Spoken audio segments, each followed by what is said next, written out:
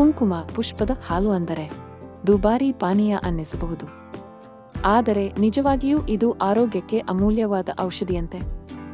ಇದು ರುಚಿಗಾಗಿ ಅಲ್ಲ. ಇದರೊಳಗೆ ಆಂಟಿ ಆಕ್ಸಿಡೆಂಟ್ಸ್, ವಿಟಮಿನ್ ಸಿ, ರೋಗ ನಿರೋಧಕ ಶಕ್ತಿಯನ್ನು ಹೆಚ್ಚಿಸುವ ಪದಾರ್ಥಗಳು ಸೇರಿಕೊಂಡಿರುವ ಆಯುರ್ವೇದಿಕ್ ಟಾನಿಕ್. ಒಂದು ವಿಷಯ ಯಾವಾಗಲೂ ನೆನಪಿಟ್ಟುಕೊಳ್ಳಿ, ಇದನ್ನು ಎಂದಿಗೂ ಬಿಸಿ ಹಾಲಿನಲ್ಲಿ ಹಾಕಬೇಡಿ. ಯಾವಾಗಲೂ ತಣ್ಣನೆಯ ಅಥವಾ ಸ್ವಲ್ಪ ಬೆಚ್ಚಗಿನ ಹಾಲಿನಲ್ಲಿ ಮಾತ್ರ ಸೇರಿಸಬೇಕು.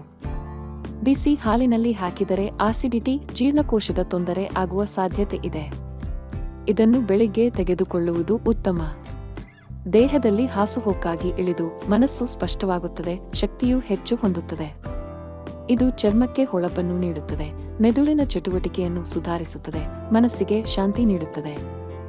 ಒಂದೇ ಒಂದು ಪುಡಿ ಕುಂಕುಮ ಪುಷ್ಪ 1 ಗ್ಲಾಸ್ ಹಾಲು ಪ್ರತಿದಿನ ಸರಿಯಾಗಿ ಸೇವಿಸಿದರೆ ನಿಮ್ಮ ಆರೋಗ್ಯಕ್ಕೆ ಅಲ್ಲ, ಮುಖದ ಪ್ರಕಾಶಕ್ಕೂ ಮಾನಸಿಕ ಸಮತೋಲನಕ್ಕೂ ಸಹ ಸಹಾಯವಾಗುತ್ತದೆ. ಇನ್ನೆಂದಿಂದಾದರೂ ಕುಂಕುಮ ಹಾಲನ್ನು ಲಕ್ಸುರಿಯಂತೆ ಅಲ್ಲ, ಜೀವನ ಶೈಲಿ ಔಷಧಿಯಂತೆ ನೋಡಿರಿ. ಇದರಿಂದ ಹೆಚ್ಚು ಇಂತಹ ಆರೋಗ್ಯಕರ ಸಂಯೋಜನೆಗಳಿಗಾಗಿ ನಮ್ಮ ನಾಗೇಶ್ವರ ಆಯುರ್ವೇದ ಪೇಜ್ ಅನ್ನು ಫಾಲೋ ಮಾಡೋದನ್ನು ಮರೆತೋಡಬೇಡ.